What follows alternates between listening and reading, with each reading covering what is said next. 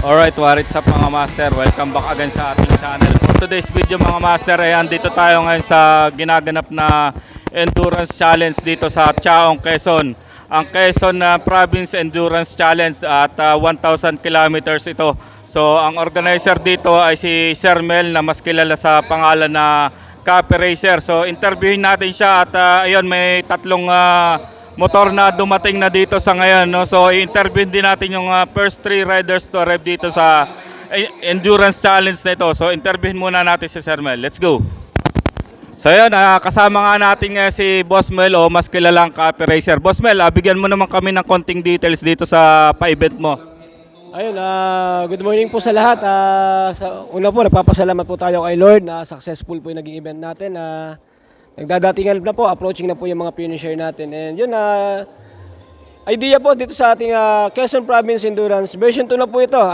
Yung last year po, ginanap natin sa Sariaya, sa Bereda. And tumakbo po dati ng haraan, 500 and 1,000 kilometer. Magdalawang. 1,000. So ngayon po, 1,000 kilometer and ruta po natin, 80% Quezon, 20% ay Karatig Bayan. So wala po dito, tumakbo po sila pumunta ng Tagaytay, tapos Marilake, tapos punta ng Bicol, tapos yan, puro Quezon na po. Sa ngayon sir, yung una, ikalawa, ikatlo, anong oras sila dumating? Yung first toray po natin, ng alas 10 dumating po siya. Actually, mas nauna po yung isang rider natin, yung top 2. Hindi lang niya nakapag-photo op sa may Welcome Arc of Quezon. Bumalik siya, pagbalik niya, may naunang isa na may picture na kompleto. So rules is rules, top 2 po siya. Kumbaga, hindi siya nakinig ng briefing, very important po yung final briefing natin na tinatawag. So, understood naman po yun. So, yan, mga sponsor po tayo, mga bago. Salamatan po natin. Si Signal, si Patrol Oil, si ELF, si Extreme One, yan, si Lalig Motor Shop, si, ano po, marami po yan. Especially po kay Mayor, sa nakita ng Endurance, umaga, tanghali, hapon. Yesterday po yun, puro pagkain. Then today, may deliver uli ng mga pagkain. Yan, kilaman ko lang, Sir Mark. Tuwing umaga at 2 araw, may deliver din ng pandesal. Shoutout sa inyo. Salamat. Maraming salamat sir at congrats. Thank you, sir. So ayun, kasama naman natin ngayon yung ikatlo sa rider na dumating dito sa Quezon Province Endurance Challenge. Sir, pangalan sir? Arvin Villaos po. Taga saan po? Taga Lopez. So ikatlo ka sa dumating dito sa challenge, no. So ang gamit mong motor ay Mio Amore. So kamusta naman sir ang experience mo dito sa pa-event na to? Okay lang sir, masaya. Maganda yung ruta. Ano yung pinakamahirap na experience nyo dito? Yung sir maulan. Maulan, buong ruta, buong biyahe maulan. So tip naman sir para sa mga gusto sumali dito sa endurance na kagaya nito, anong mabibigay yung tip para sa mga gusto sumali? Basta yung mga sasali, basta takbong chill lang. So ano yung pinakamahalagang natutunan nyo sa mga gantong endurance? Yung disiplina pa rin sa pag-drive kahit nag-endurance tayo. So baka may gusto ka shoutout sir? Shoutout sa mga Team Haddock. Team Haddock. Yun, maraming salamat sir at congrats.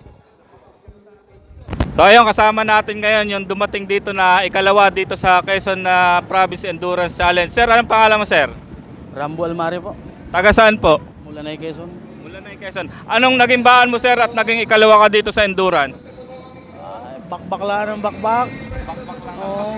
So ano yung natatanda nyo sa isa sa naging pinakamahirap dito sa ruta na inyong nadaanan? Rough road. Para sa akin ay wala akong mapa, wala akong Google Map. Bumuntot lang ako dun sa sa may Google Map. Sa mga nauna sa inyo? Oo. So ano yung parte ng lugar yung nadaanan yung rough road? Hindi ko masyadong kabisado. So hindi nyo Sunod lang tanda. ako nasunod. So ano? Takbo bakbakan ng takbo. Sumunod lang kayo. So ano yung naging aral, kumbaga naging pinakamahalagang aral na nakuha nyo dito sa event na to? Para sa akin ay masarap sa pakiramdam. Wala akong masabi na.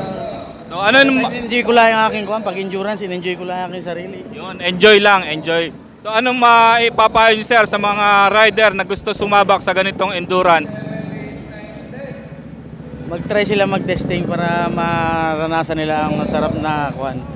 Kung pag-aano mag-drive na talagang yung pakpakan, bilis, gano'n. O baka may gusto kayong shout out, sir. Shout out. Walang tamad sa Quezon. Supot meron. Sa Mulanay, naipon. Maraming salamat, sir, at congrats.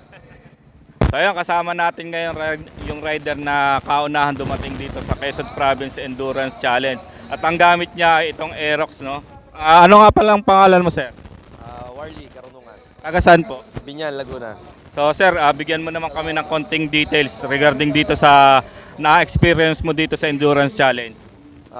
Masaya. Okay lahat yung ruta. Nag-enjoy kami dito sa event na to. Kamusta naman sir yung daan, yung kalsada na naging ruta? Anong masasabi nyo? Okay naman, ang medyo bumpy lang sa Tagkawayan, sa Pukot. So ano yung masasabi nyo sa isa sa mahalagang natutunan nyo regarding dito sa Endurance Challenge? Maging disiplinadong rider. Tip para makatapos yung mga gustong sumali sa mga ganitong endurance. Huwag kayong titigil. Dire-diretso lang. Maraming salamat sir at congrats.